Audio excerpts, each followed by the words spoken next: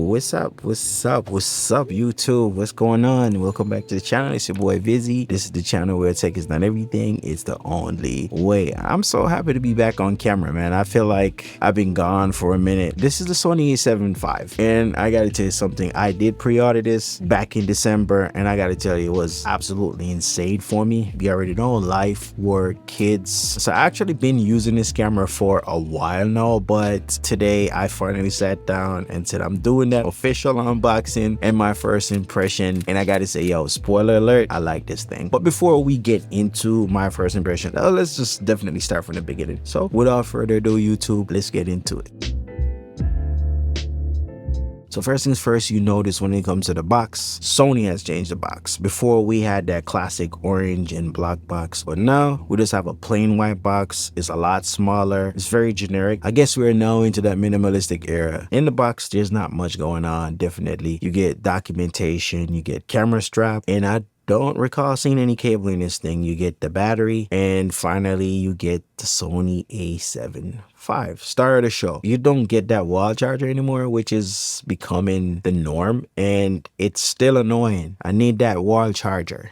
I use it. Okay, my first impression when I unboxed this, it looks almost identical to the Sony A7IV with very minor cosmetic differences. The grip is slightly bigger, and honestly, it feels a lot better in my hands, especially when I do long shooting with it. I do long events, a lot of hybrid shooting with long events, and most of the time I'm doing handheld, especially on the dance floor. This thing felt really good. So I guess this is where you say comfort really matters. For me, it does, until you start feeling pains in your finger and you're wondering if it's arthritis, but it's your shutter finger that hurts. My favorite parts are the upgrades. We're talking about 30 frames per second blackout-free shooting with electronic shutter on a mid-range camera. That is wild. This is definitely thanks to the partially stacked sensor, and I gotta ask Sony this question, yo, are you competing with yourself? Because with this partially stacked sensor and the way how this camera behaves, it's like we're creeping into that A1 territory. I'm not mad about it. I like it, and just keep it coming. Just make sure my FX3 Mark II has a lot of features. So when it comes to video features, 4K 60, because we always have that, but it has no crop. But for some reasons, you have to turn it on, which is weird. Yes, am I happy about it? Yeah.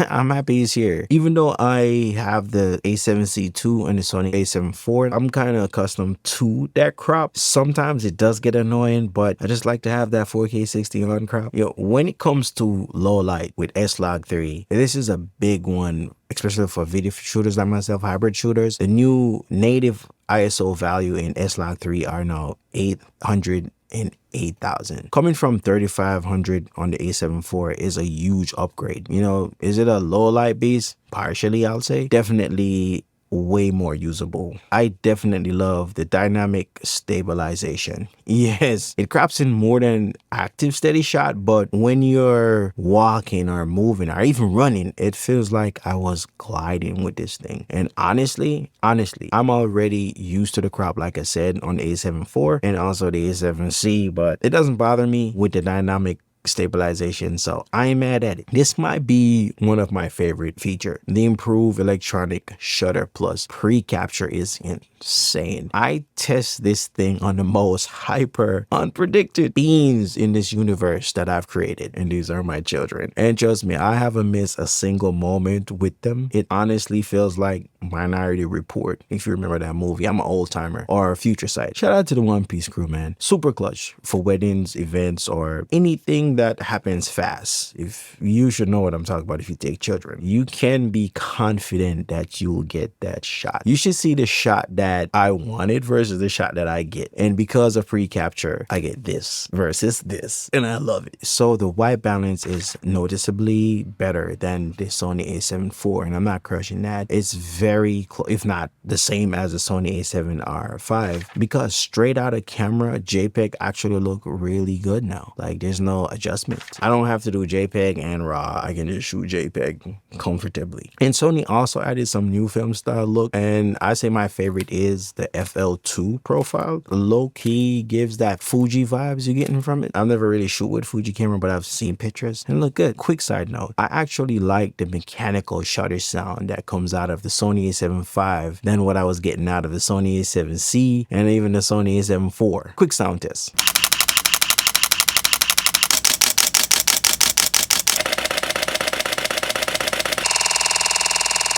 Sony AI autofocus just keep getting scary good. I've tested animal autofocus on my neighbor's dog Woody, video and photo, and shout out to my dog Woody, man. He was a really great sport. That focus locked onto his eyes like gorilla glue, yo. Through the fence, even when their daughter was running with him, I was getting Woody because I kept it on animal, so I mostly prioritized the animal. I already shot a few professional gigs with the Sony A7V. I was doing a retirement shoot and I was shooting video and I was moving back and forth on the dance floor, like getting people dancing handheld. And honestly, and it was in dynamic too. I was getting that with 24-70 and I was going left to right, and there was honestly little to no rolling shutter. So another annoying issue that was driving me crazy when I was doing pictures, my focus point was just flying all over the screen while I was shooting photos, and I thought it was because of the AI subject recognition, but no, it was not that. It was really busy. I found out what it is. So my nose actually was touching the screen while using the viewfinder, and even though the screen looks black out when you're using the viewfinder, your nose can still touch it. I tested for myself using my finger while I'm looking through the viewfinder, and the focus point was moving, and I was like, oh, that's what it was. So if this is happening to you, here's the quick fix for it. You want to go to menu path, and you want to go to setup. You want to go down to touch operation. While you're in touch operation, you want to go to touch panel settings, and while you're in touch panel settings, you want to look for a shooting screen, and then in there you'll see touch function in shooting. You want to turn that off. Personally, you don't need it because you already have the joystick. It feels more comfortable using the joystick to move around with your focus point. And just don't forget to set your joystick to center, so whenever you are moving around on the screen, you just hit the joystick and your focus point just move right back to the center. So why do I upgrade? My regular setup was two Sony A7IV bodies. Since launch, I have them. I bought them from B&H Photos. I'm a working professional photographer and videographer, so I put miles on my cameras. They didn't just sit in my camera bag and get dust or just for flex. I actually use these things. I upgraded one body to the Sony A7R5, and then I was waiting on the Sony A7V. Now it's here. I have one more body. You know, I'm thinking of selling it, and you know, I'm not selling it because it's bad, but because I just think I have too much camera. But I'm thinking of keeping it. I don't know. I do a lot of real estate. I might just use that. I'm just in love with the articulated screen. Just love it. And then having the AI focus on both camera is dope. So now my setup is the Sony A7R5 for more portraits, and the A7V is more for environmental storytelling hybrid work. The Sony A7IV is still an excellent camera. I would recommend it to anyone getting into photography hybrid work. Even the Sony A7 III is still a solid camera for photography. And yes, I suffered from deer acquisition syndrome.